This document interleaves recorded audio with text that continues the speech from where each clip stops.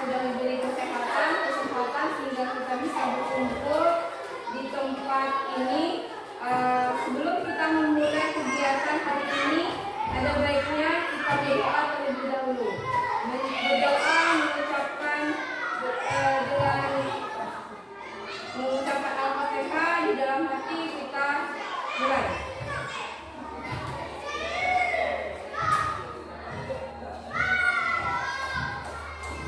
Selesai. Anak-anak sekalian, terima kasih sudah bersedia dengan sukarela berkumpul pada hari ini. Sebagaimana yang telah kita sepakati minggu kemarin, kita akan melaksanakan bimbingan kelompok. Apakah anak-anak pernah mengikuti bimbingan kelompok sebelumnya? Belum pernah ya. Di sini Ibu akan memberikan informasi bahwasanya bimbingan kelompok ini adalah bimbingan yang nantinya kalian akan mendapatkan informasi tentunya ya, informasi yang penting baik itu baik dari pribadi, belajar, sosial dan karir. Selanjutnya anak-anak, di sini bimbingan kelompok ini juga nantinya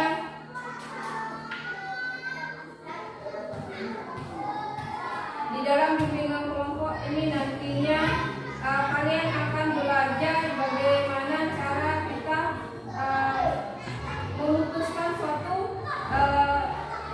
keputusan, di mana nantinya kalian di dalam bimbingan kelompok ini kita akan berdiskusi. Sudah itu nanti di dalam bimbingan kelompok ini, juga nantinya itu akan memberikan materi yang kita pilih nantinya, yaitu topik tugas, yang mana topiknya sudah ditentukan oleh Ibu, yaitu dengan materi yuk mengenal sekolah lanjutan. Sebenarnya di dalam bimbingan kelompok ini ada dua topik, yaitu yang pertama ada topik tugas dan yang sudah kita laksanakan sekarang. Yang kedua yaitu topik bebas, di mana materinya nanti kita bebas menentukan. Selanjutnya anak-anak, mekanisme di dalam bimbingan kelompok ini nantinya Ibu akan menjadi pemimpin kelompok ya, sedangkan kalian nantinya akan menjadi anggota kelompok. Paham ya sampai di sini? Dan juga anak-anak, di dalam bimbingan kelompok ini juga ada azas-azas yang harus kita patuhi ya. Di sini ada 4 azas yang harus kita patuhi dan laksanakan. Yang pertama yaitu azas kerahasiaan ya, di mana nantinya kalian jangan ragu untuk mengungkapkan, misalnya kalian ada masalah, jangan ragu karena akan dijamin di sini kerahasiaannya ya.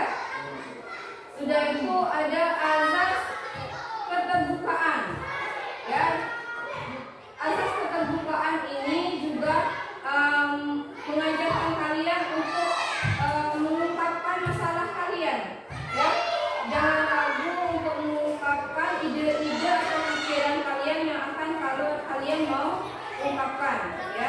Yang ketiga itu ada azas kegiatan ya.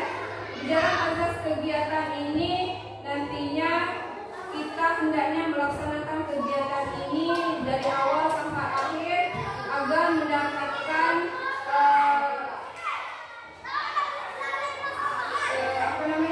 agar mendapatkan hasil yang optimal ya. Yang ketiga yaitu azas kenormatifan ya. Di dalam azas kenormatifan ini di mana kalian setiap anggota kelompok nantinya baik itu mengungkapkan pikiran, ide-ide atau pikiran kalian, nantinya kalian harus sebelum untuk mengungkapkannya kalian harus menunjuk tangan dulu ya, mengangkat tangan dulu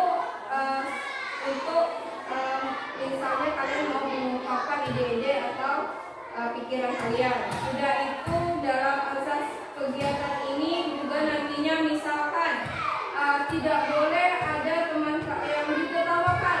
Kalau ada teman kalian baik itu dalam mengungkapkan masalahnya atau mengungkapkan pikirannya itu baik atau tidak baik, menurut kalian jangan ditertawakan ya. Sampai di sini paham?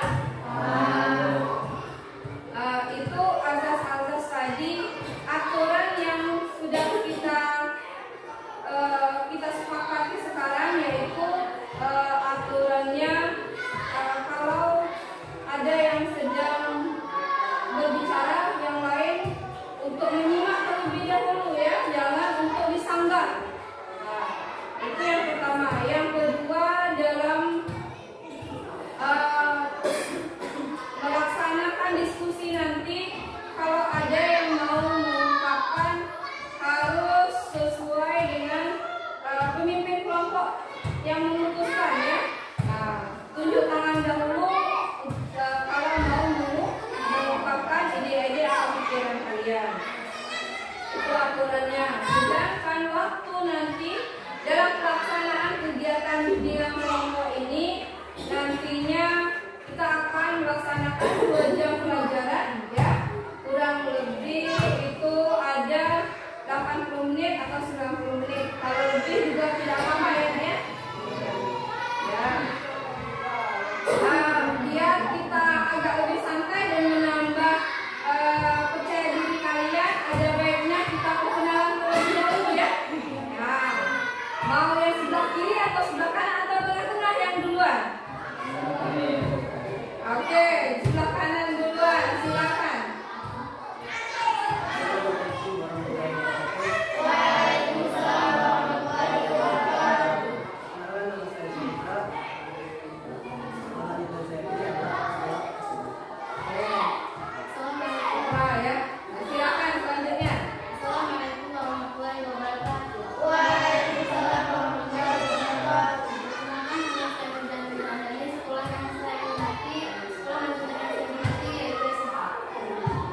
Bagus.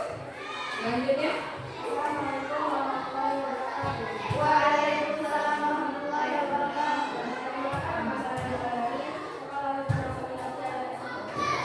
Selanjutnya. Assalamualaikum warahmatullahi wabarakatuh. Waalaikumsalam warahmatullahi wabarakatuh. Perkenalkan nama saya Bawa Pemimpinan Tabari, bersama bahwa soal yang berikutnya adalah salah satu. Selanjutnya. Waalaikumsalam warahmatullahi wabarakatuh. Perkenalkan nama saya Ria Jessica Putri, sekolah di saya minati adalah SMA. Selanjutnya, silakan. Waalaikumsalam warahmatullahi wabarakatuh.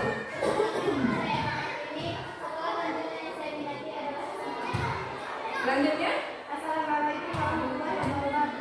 Waalaikumsalam warahmatullahi wabarakatuh. Perkenalkan, nama saya Diana, sekolah lanjut yang saya minati adalah SMA. Selanjutnya, assalamualaikum warahmatullahi wabarakatuh.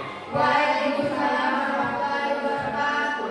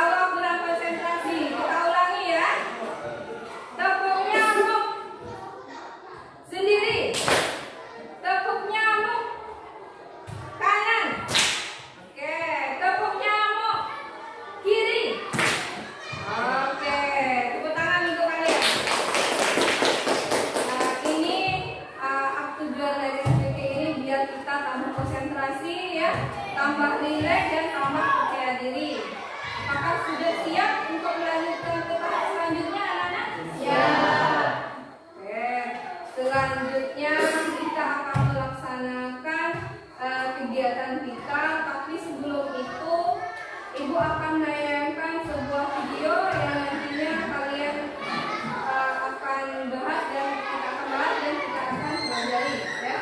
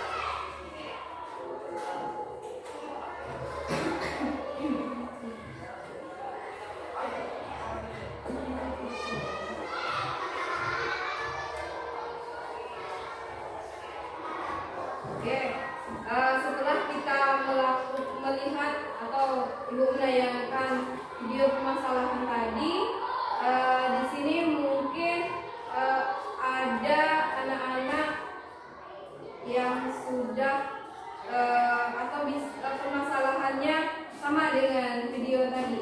Nah, sekarang Ibu mau nanya apa saja yang sudah kalian ketahui, sekolah apa saja yang untuk sekolah lanjutan setelah tamat SMP.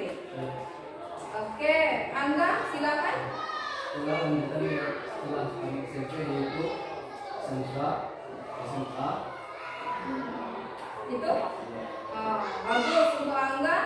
Katanya Angga itu tadi kalau sekolah lanjutan setelah tamat SMP dia mengatakan ada SMA, ada SMK.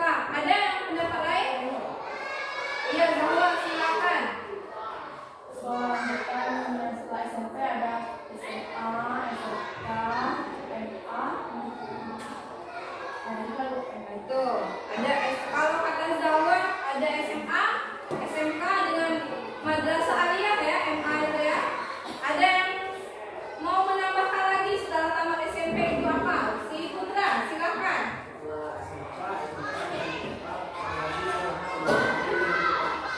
Oke, bagus untuk Angga. Benar ya anak-anak. Ini untuk sekolah lanjutan setelah tamat SMP itu ada SMA, SMK, madrasah aliyah dan setingkat SMA juga namanya pondok pesantren ya. Itu yang ada sekolah lanjutan setelah tamat SMP. Itu yang untuk sekolah yang formal ya anak-anak, sekolah yang memang sesuai dengan aturan pemerintah. Oke, selanjutnya ini bagaimana kita melihat perbedaan atau karakter yang ada di masing-masing sekolah, baik itu SMA, SMK, madrasah aliyah dan pondok pesantren itu. Ada yang bisa berpendapat atau pengetahuannya sudah ada tentang SMA itu bagaimana? Iya, silakan Zahwa. SMA itu rasanya belajarnya umum, Bu. Oke, bagus. Sedangkan SMK itu khusus, Bu. Itu bagus untuk Zahwa. Ada yang pendapat lain? Si Putra? Betul, bagus ya. Oke. Ada yang pendapat lain? Itu SMA katanya lebih banyak teori ya. Kalau SMK itu banyak ke praktik. Bagus sekali, betul itu. Ada yang bisa menambahkan? SMA, SMK. Ada lagi yang bisa menambahkan? Iya. Nadia silakan. Kalau di SMA itu mengajarkan sesuatunya untuk langsung masuk ke universitas yang tinggi. Kalau di SMK itu masuk keterampilan untuk mengeluarkan sesuatu atau masuk dunia kerja. Bagus ya. kalian sudah mengerti sedikit tentang perbedaan karakter dari SMA dengan SMK ya. Yang pertama itu teorinya. Kalau SMA itu lebih banyak ya teori, sedangkan SMK dia lebih banyak praktek. Sedangkan selanjutnya SMA itu apa lagi? Ada yang bisa menambahkan perbedaan SMA dengan SMK? Ya, Testi? Kalau SMK itu teorinya masih umum. Ya. Kalau SMK teorinya sedikit khusus. Bagus. Betul. Bagus sekali untuk Tinti. Ada lagi yang mau menambahkan? Iya, Mira? Kalau SMK itu jawabannya cuma 3, IPS, IPA, dan bahasa. Kalau SMK itu banyak, ada 9. SMK itu ada 9. Bagus ya. Berarti kalian sudah sedikit demi sedikit sudah paham ya perbedaan dari SMA, SMK. Nah, apa lagi yang ada disebutkan tadi? Kalau sekolah lanjutan yang ada di setelah tamat SMP itu ada 4 ya. Ini tadi kita sudah bahas SMA, SMK. Sekarang MA, Madrasah Aliyah. Apa perbedaannya dengan SMA dengan SMK? Ada yang tahu? Madrasah Aliyah itu? Iya. Putra atau Angga? Zawa atau si Putra? Silakan si Putra. Saya MA itu sekolahnya lebih banyak ilmu agama dengan alur pendidikan agama. Oke. Ada yang Zawa? Silakan mau menambahkan? Misalnya sama SMA, IPA, IPS, bahasa. Tapi lebih fokus dengan agama karena tidak menyangkut agama seperti ini. Iya, bagus. Ada yang bisa menambahkan? Dirwin, kayaknya ada yang mau diungkapkan? Gak usah ragu. Nggak ada. Baik. Betul sekali anak-anak. Kalau Madrasah Aliyah itu dia memang di bawah acuan dari Republik Menteri Agama Republik Indonesia ya. Jadi teori dia juga masih banyak teorinya, tapi karena di bawah naungan agama Islam Kementerian Republik Indonesia Agama Islam, jadi dia banyak membahas ditambah mata pelajarannya tentang mata pelajaran tentang keislaman. Misalnya ada fikih, sejarah Islam, itu untuk di Madrasah Aliyah. Kalau untuk teorinya dia juga sama dengan SMA, dia juga lebih banyak teori. Dan kalau praktik dia mungkin praktiknya ke arah keagamaan ya.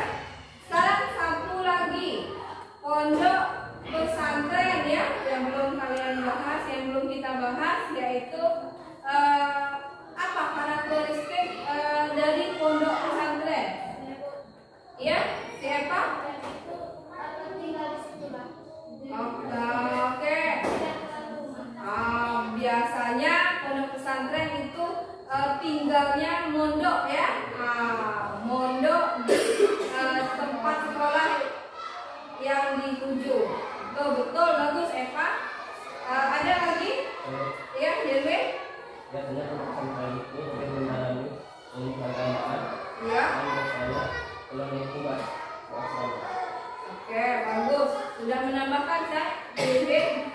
Betul sekali anak-anak, bahwasanya pondok pesantren itu juga di bawah naungan Kementerian Republik Indonesia, yaitu di bawah agama Islam ya khususnya, di mana kalau pondok pesantren berarti siswa atau santriawan atau santriwati, itu yang dinamakan kalau di sekolah sana.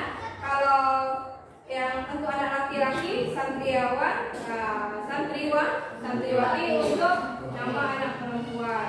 Berarti kalau mau pondok berarti mereka siswa-siswinya atau santri-santrinya tersebut harus tinggal mondok di pesantren tersebut. Dan biasanya ini harus sesuai dengan dan dia mata pelajarannya pun harus spesifik sesuai dengan agama Islam. Oke, sampai di sini kita sudah mengetahui karakteristik ya perbedaan dari SMA, SMK, madrasah aliyah dan terakhir pondok pesantren. Sekarang anak-anak yang perlu kita bahas bagaimana strategi kalian untuk memilih sekolah lanjutan itu. Nah, si Nadia silakan. Saya sedang sekolah yang lokasi, Bu. Iya. Karena saya kan belum punya bakal, jadi saya Oh begitu ya. Nah, bagus untuk Nadia, dia memilih lokasinya karena memang dengan keadaan tidak punya kendaraan ya. Mudah-mudahan nanti kedepannya ada solusi yang lebih baik untuk Nadia. Selanjutnya mungkin ada yang lagi namakan si Putra. Yang saya adalah melihat Iya. saya bisa lebih tinggi lagi. Iya.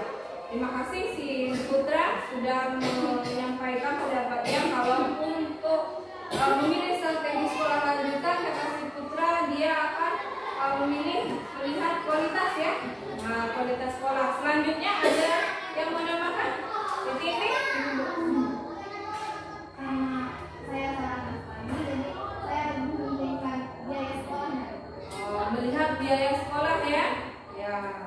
Bagus untuk si Tinti. Selanjutnya mungkin ada yang mau menambahkan apalagi strateginya selain melihat lokasi, melihat fasilitas dan melihat keadaan ya biaya.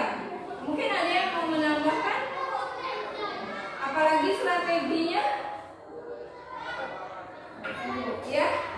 Kan kalau orang tua SMK itu kan lebih mahal gitu. Jadi karena kan orang tadi Bu. Iya. Apa gimana SMK itu lebih mahal dia? Pertanyaan bagus untuk Zahwa. Ada yang bisa sampai di sini ada yang tahu mengenai pembiayaan SMK? Si Putra? Saya sampai itu ada Ya? SMK itu akan mandiri swasta itu Ya, betul. karena biaya sekolah biayanya tidak utama sekolah tapi biaya pribadi. Bagus untuk si Putra. Memang ya anak-anak. Atau ada yang mau menambahkan lagi? SMK itu apakah benar biayanya mahal? Seperti itu. Ada yang bisa menambahkan? Oke, Ibu akan jawab dari pertanyaan si Zahwa. Anak-anak, karena kita tadi memang sudah mengetahui ya karakteristik SMA dengan SMK. Jadi di sini untuk masalah biaya mungkin ada sedikit tambahan untuk sekolah SMK karena dia banyak praktek ya, banyak sekali yang harus disiapkan mulai mungkin dari alat-alat untuk praktiknya dan apalagi nantinya kalian akan melaksanakan di dalam SMK itu ada magang ya anak-anak. Magangnya itu biasanya kurang lebih sebulan atau 2 bulan. Dan biasanya juga dalam magang itu ada di daerah sekitar tempat tinggal sekolah ataupun bisa juga di luar sekolah atau di luar daerah. Ini sesuaikan juga dengan jurusan yang ada di SMK. Itu untuk SMK. Dan pastinya memang akan membutuhkan biaya yang lebih besar sedikit dari SMA. Itu untuk pertanyaan si Zahwa. Apakah sudah paham si Zahwa? Yes. Selanjutnya di sini ada yang mau ditanyakan lagi?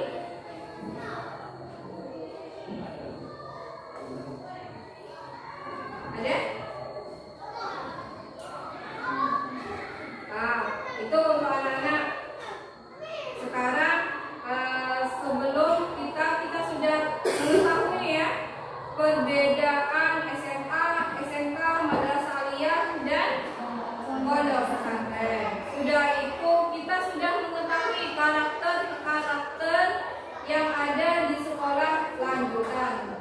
ya setelah tamat SMP. Sudah itu juga kita sudah bisa menentukan strategi ya, memilih pilihan bagaimana cara memilih sekolah lanjutan. Sampai di sini anak-anak ada yang masih ada yang ditanyakan atau masih ragu, boleh ya?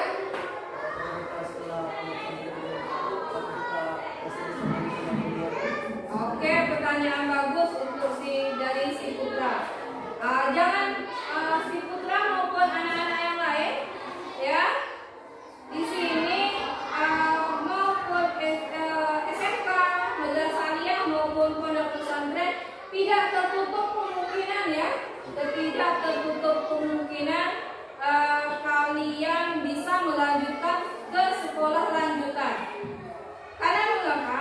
Sekolah lanjutan maupun madrasah aliyah maupun SMK bisa saja kalian bisa masuk ke perguruan tinggi. Dan untuk peluang kerjanya pun lebih bagus untuk karirnya. Soalnya SMK nantinya pun harus sesuaikan dengan jurusan yang kalian ambil di jurusan SMK dengan kalian masuk di perguruan tinggi. Maupun begitu juga karena masuk SMA madrasah aliyah ya. Kalau kalian tadinya memilih madrasah aliyah, tentunya juga kalian nantinya perguruan tinggi yang akan ambil pun harus sesuai dengan jurusan madrasah aliyah yang kalian ambil. Begitu juga dengan pondok pesantren, tidak tertutup kemungkinan ya, masih banyak peluang untuk masuk ke perguruan tinggi.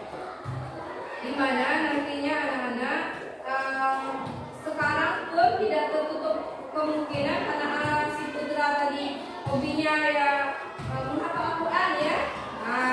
Karena dia hobinya keinginannya masuk pondok pesantren, tidak usah ragu.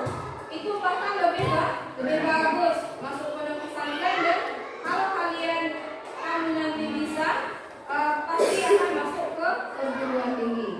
Oke, di sini sudah jelas ya. Putra, ada yang masih ragu yang mau ditanyakan? Oke.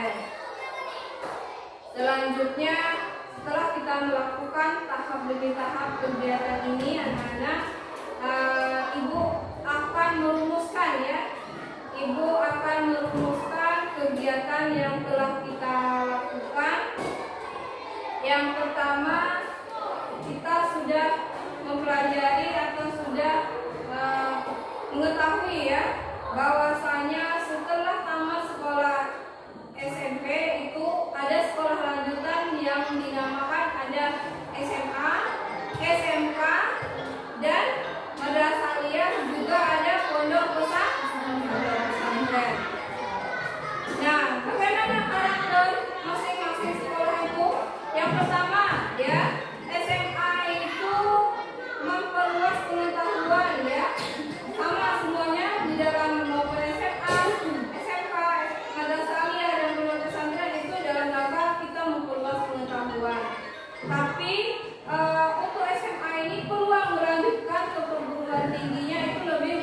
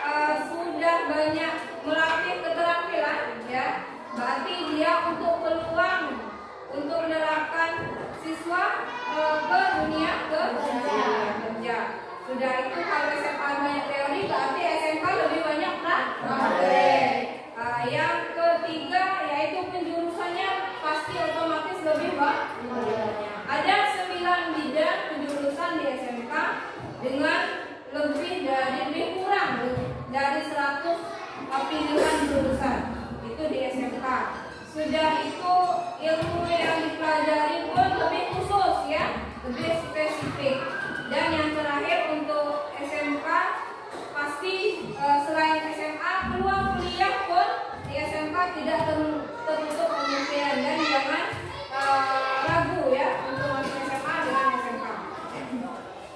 Untuk madrasah aliyah karena dia ini di bawah naungan Kementerian Agama Republik Indonesia yaitu agama Islam, jadi mata pelajarannya pun lebih banyak ke tambahan ke agama Islam. Ya, masih ada pelajaran umum tapi ditambah dengan pelajaran tambahan agama Islam.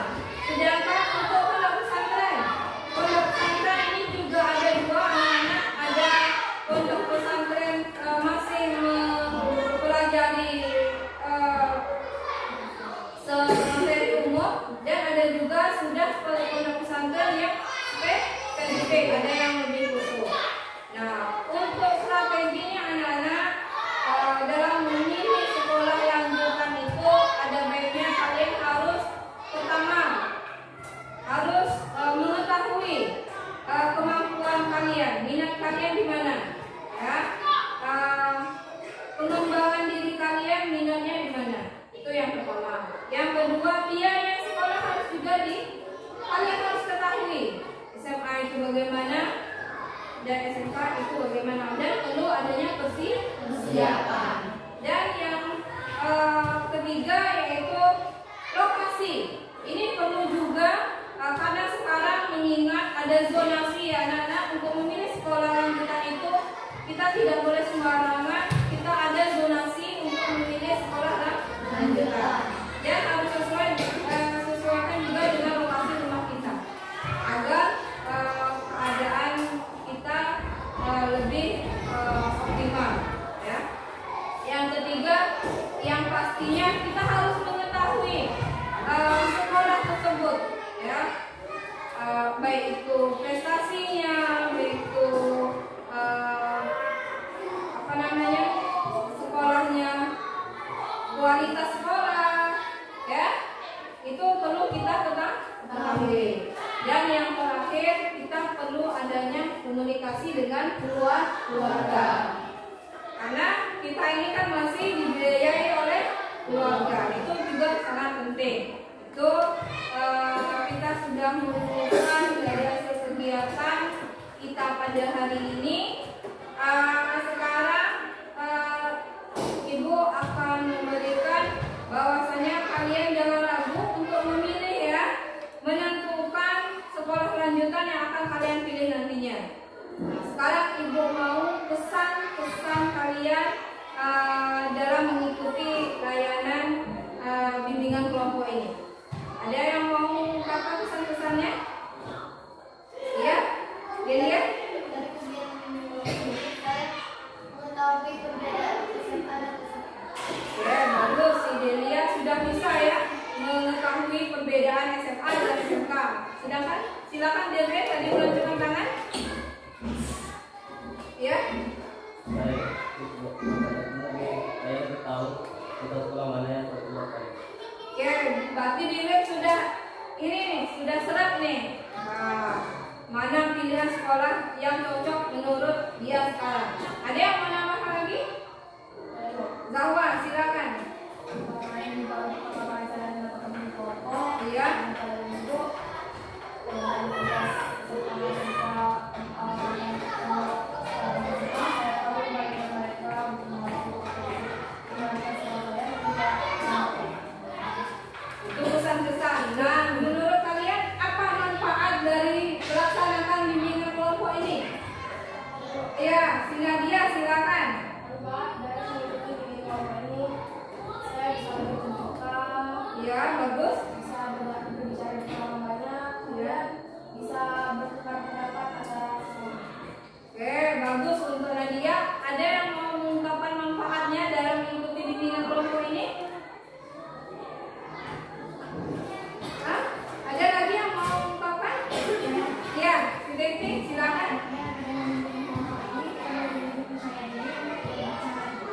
Ya, bagus.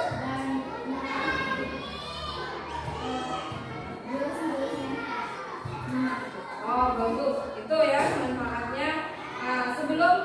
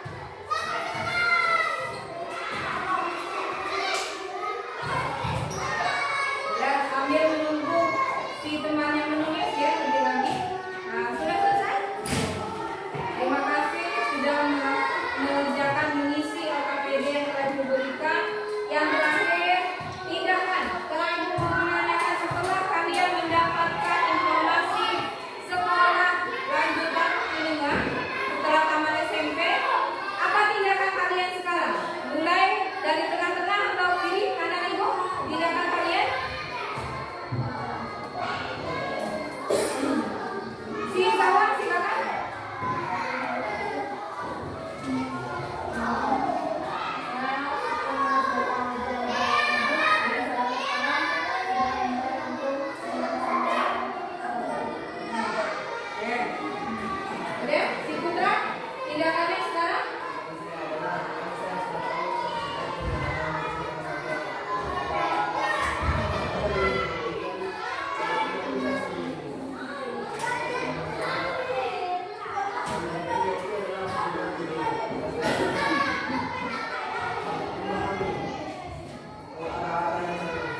Oke.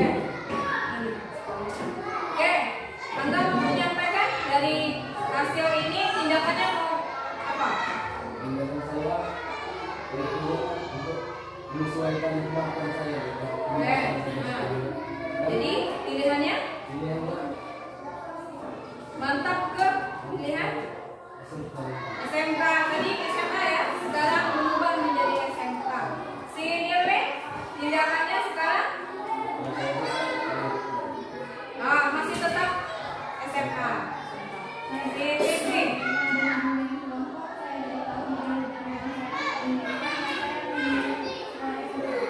SMA, masih tetap SMA ya. Si Eva silakan. Masih tetap mau melanjutkan SMA ya, tambah serat dengan SMA. Si Delia silakan.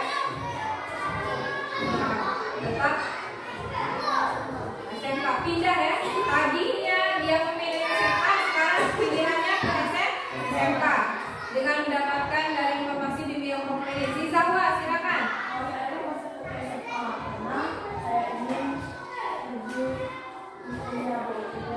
Siapkan ke perguruan tinggi ya, Zahwa. Selanjutnya Nadia. Oh iya, oke, masih tetap SMA karena